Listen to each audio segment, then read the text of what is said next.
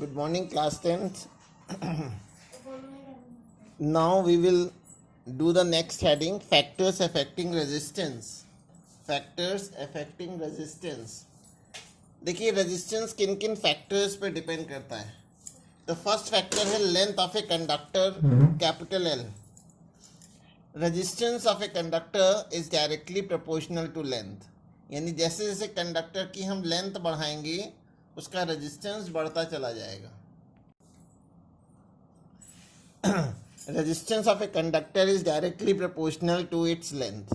Directly proportional means अगर आप left hand की चीज़ को बढ़ाएंगे तो राइट हैंड साइड की चीज़ भी बढ़ जाएगी. यानी जैसे जैसे कंडक्टर की लेंथ बढ़ाते जाएंगे रेजिस्टेंस बढ़ता चला जाता है. सेकेंड फैक्टर है एरिया ऑफ ए कंडक्टर. किसी भी कंडक्टर का जो रेजिस्टेंस होता है वो एरिया ऑफ क्रॉस सेक्शन के इन्वर्सली प्रोपोर्शनल होता है. एरिया ऑफ क्रॉस सेक्शन ये हो गया. तो मैंने देखिए यहाँ दो वायर्स दिखाए हुए हैं सेम लेंथ के. इसका एरिया ऑफ क्रॉस सेक्शन ज़्यादा है, दूसरे वायर का एरिया ऑफ क्रॉस सेक्शन कम है. इन्वर्स रिलेशन का मतलब है कि अगर एरिया बढ़ेगा, area more resistance less. Second पतले वायर का एरिया लेस है तो इसका रेजिस्टेंस ज़्यादा होगा. थर्ड फैक्टर होता है material of a conductor. Material of a conductor यानी वायर किस मटेरियल का बना हुआ है इस पर भी रेजिस्टेंस डिपेंड करता है. ठीक है, मटेरियल प्रॉपर्टी पे भी डिपेंड करना है. और वो जो मटेरियल प्रॉपर्टी होती है उसको हम लोग रेसिस्टिविटी बोलते हैं.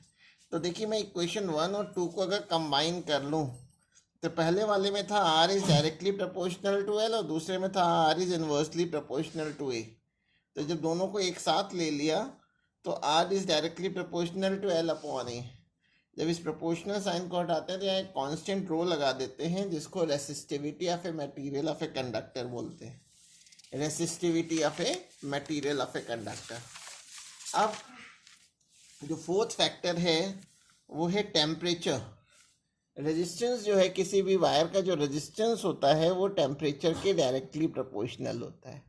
जैसे जैसे टेम्परेचर बढ़ाते जाएंगे कंडक्टर का रेजिस्टेंस इंक्रीज होता चला जाता है. ठीक है, तो 4 फैक्टर्स हो गए जिस पे रेजिस्टेंस डिपेंड करता है. फर्स्ट फैक्टर लेंथ, उसके डायरेक्टली प्रोपोर्शनल. दूसरा एरिया ऑफ क्रॉस सेक्शन, उसके इन्वर्सली प्रोपोर्शनल. तीसरा है रेसिस्टिविटी, उसके भी डायरेक्टली प्रोपोर्शनल होता है. नेक्स्ट फैक्टर इज टेम्परेचर और टेम्परेचर के भी डायरेक्टली प्रोपोर्शनल होता है. जैसे जैसे टेम्परेचर बढ़ाते जाते हैं रेजिस्टेंस इंक्रीज होता चला जाता है. तो ये टर्म आ गया है रेसिस्टिविटी या स्पेसिफिक रेजिस्टेंस. आर का फॉर्मूला पीछे लिखा था रो एल अपॉन ए. तो यहाँ से अगर रो की वैल्यू निकालें क्रॉस मल्टीप्लाई करके तो आर ए अपॉन एल आ जाएगी. अगर स्पेसिफिक रेजिस्टेंस या रेसिस्टिविटी को डिफाइन करना है तो एरिया ऑफ क्रॉस सेक्शन और लेंथ को 1 ले लेते हैं. तो इसी से डिफाइन करते हैं कि specific resistance of a conductor is equal to its resistance.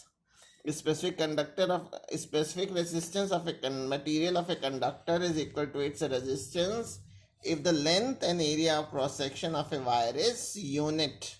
अब इसकी यूनिट लिखनी है स्पेसिफिक रेजिस्टेंस की. देखिए रेजिस्टेंस की यूनिट होती है ओम, एरिया की हो गई मीटर स्क्वायर और लेंथ की मीटर. 1 मीटर कैंसिल हो गया तो ओम मीटर हो गया.